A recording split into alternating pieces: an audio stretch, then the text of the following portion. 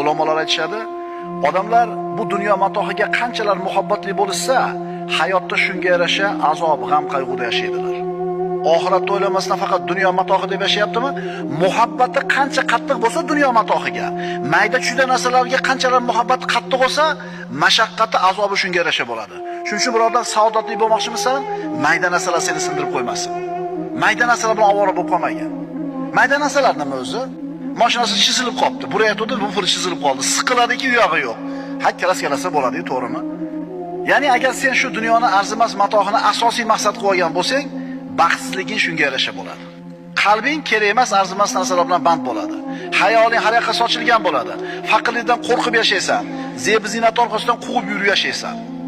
Ishchi o'zini xo'jayinini oldida qadri baland bo'lishini xohlasa, bu ishchining tashvishi xo'jayinning buyrug'ini amalga oshirish bo'lishi kerak.